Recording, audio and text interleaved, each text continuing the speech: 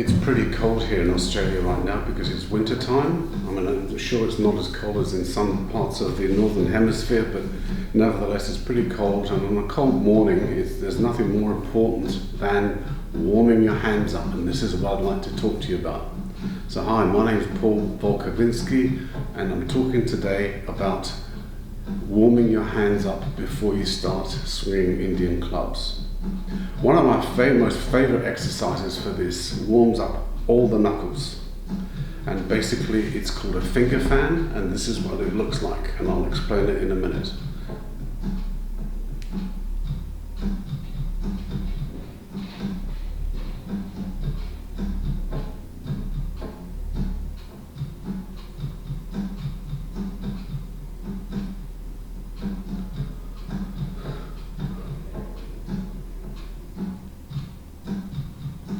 So, a finger fan, and I'm going to stand to the side now and just show you basically against the wall. A finger fan starts with the forefinger coming in to make a fist, but you don't actually make a proper fist here. The fingers overlay each other, so it's like a fan. And then the pinky has to lead out. So pinky leads out, and then pinky leads in, and the other fingers follow.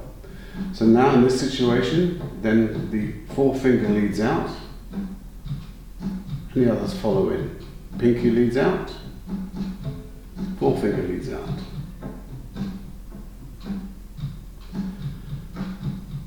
So it's very important not to do this too fast, and this is going to warm up everything. You need to do about 10 repetitions of this, and basically it will warm up all the knuckles and all the synovial fluid in the knuckles and get them sort of well lubricated, because this type of exercise really helps in handling the clubs and doing fast grip changes. That is what it's all about. So I mean, I want to be able to swing the club through and my hand is completely mobile and agile in the exercises.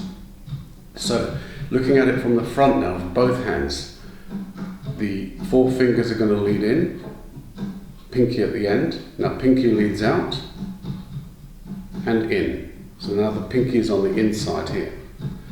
Pinky leads out, pinky leads in. So now forefinger out, in, pinky out, in. 1, 2. Now if you want to, you can also roll your hands a little bit. So you roll your wrist over as you're doing the exercise. And then when you've mastered that one, we'll start from here. You reverse one hand. So now I've got the two hands like that and the forefingers ready to lead out. Now I'm going to reverse one of the hands so that the pinky is ready to lead out.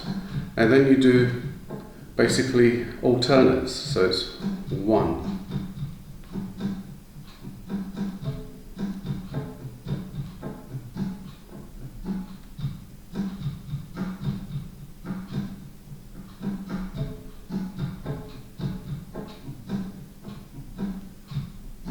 Okay, so that's the finger fan.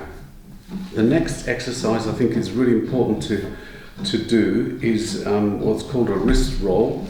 And in the wrist roll we interlace our fingers. It doesn't matter, I'll do the right hand over the left like this.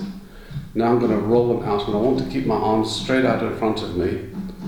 Roll one over here. Now what the upper arm is doing, my right arm is pushing forward, so you can see it's pulling the wrist, and the lower arm is pulling from the back. So now then, and when it gets into this position, we roll them over, and now the left arm is pushing and the right arm is pulling. Push, push. So it's a push and pull. And don't do it so it hurts. Okay. And now, from this position here, we're going to interlace our fingers the opposite way around, so left over right now. And this time round, instead of pushing with the top arm, we're going to pull with the top arm into the body and push out with the arm that's underneath. Roll them over, pull and pull. pull, pull, and pull. Okay, so that's the wrist roll. The next exercise is basically a pulling exercise also. So the palm forward, take the hand like this and just pull back, and you're going to feel a pull through here, through the forearm. It looks like that from the side. Just hold that for a few minutes, or 3 seconds, sorry, and then do the other side.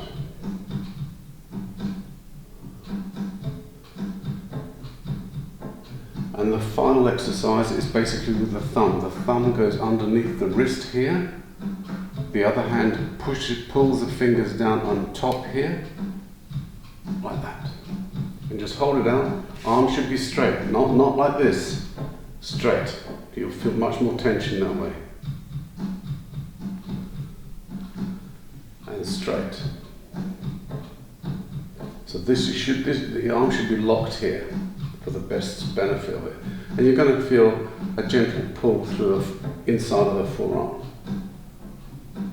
Okay, so now we can, the wrists and fingers have warmed up, and basically you should be able to now take a club and just do some simple movements starting with the club, with the hammer grip, going into the saber grip, pushing the club back onto your arm,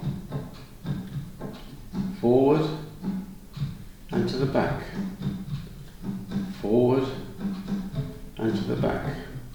And after you've done that a few times, saber grip.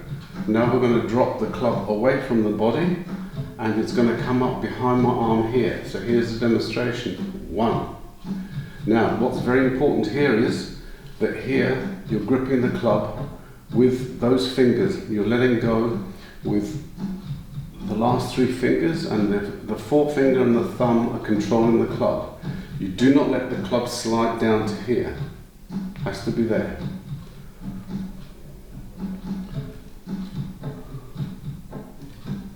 And then you should be able to go into the body.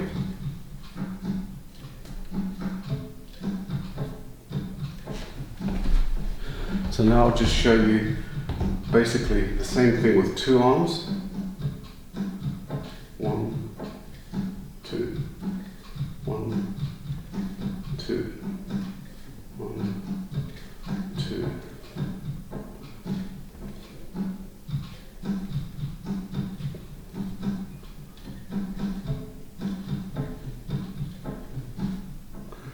And then you should be able to work up and do them asynchronous. So one is going forward, one is coming to the back.